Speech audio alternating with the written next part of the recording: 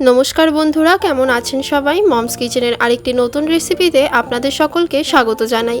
আজকে আমি তৈরি করব বেসন দিয়ে সন্দেশ।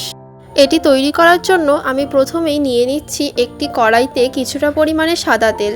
তারপর আমি এর মধ্যে নিয়ে নিচ্ছি 1 কাপ মতো বেসন। এবারে আমি এটিকে খুব ভালোভাবে নাড়িয়ে চাড়িয়ে নিচ্ছি আর একটু ভাজা ভাজা করে নিচ্ছি। এটিকে ততক্ষণ পর্যন্ত ভেজে নিতে হবে যতক্ষণ না এর কাঁচা গন্ধটা চলে যাচ্ছে। এবারে তৈরি করে নিতে হবে এর শিরা।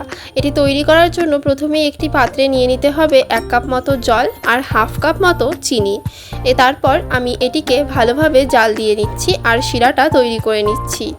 এখানে আমি যেরকম সাইজের কাপ নিয়েছি, আপনারা যদি সেম সাইজের কাপ নিয়ে থাকেন তাহলে সেম পরিমাণেই দিতে পারেন, আর যদি একটু ছোট বড় হয় তাহলে আপনারা একটু বুঝে দিয়ে দেবেন এখানে মাপ মতো শিরার জন্য জল আর চিনিটা।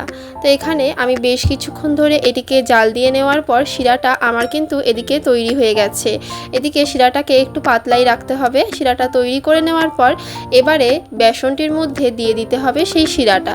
তারপর এটিকে আবার বেশ ভালোভাবে নাড়িয়ে চাড়িয়ে নিতে হবে। ততক্ষণ পর্যন্ত এটাকে নাড়িয়ে চাড়িয়ে নিতে হবে যতক্ষণ না এটি এরকম আঠালো হয়ে আসছে। তারপর একটি পাত্রেও আপনারা নিতে পারেন বা এইভাবে আপনারা একটি জায়গায়, পরিষ্কার জায়গায় ভালোভাবে সাদা তেল মেখে নিয়ে তারপর সেখানে সেই বেসনটা দিয়ে দেবেন। তারপর এটিকে হাত দিয়ে চেপে চেপে মসৃণ করে নেবেন ওপরটা আর সাইডগুলো ছুরির সাহায্যে। এবারে এটিকে ছুরির সাহায্যে ভালোভাবে চারকোনা করে নিতে হবে। তারপর সন্দেশের আকারে এটিকে কেটে নিতে হবে চারকোনাভাবে, ঠিক এইভাবে ছুরির সাহায্যে। এভাবে সন্দেশের আকারে সবগুলিকে কেটে নেওয়ার পর তারপরে এগুলিকে এক এক করে আলাদা করে নিতে হবে।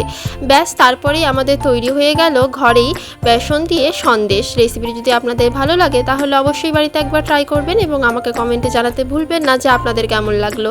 ভিডিওটি যদি আপনাদের কিছুটা ভালো লেগে থাকে তাহলে অবশ্যই একটি লাইক করে দেবেন। আমার চ্যানেলের রেসিপিগুলি যদি আপনাদের ভালো লাগে তাহলে অবশ্যই আমার চ্যানেলটিকে সাবস্ক্রাইব করে দেবেন। আজকের মতো এইটুকুই। দেখা হচ্ছে আবার পরবর্তী একটি নতুন রেসিপি নিয়ে মমস কিচেনের আরেকটি নতুন ভিডিওতে। সবাই সুস্থ থাকবেন, ভালো থাকবেন। দেখা হচ্ছে আবার কালকে আরেকটি নতুন রেসিপি নিয়ে। টাটা।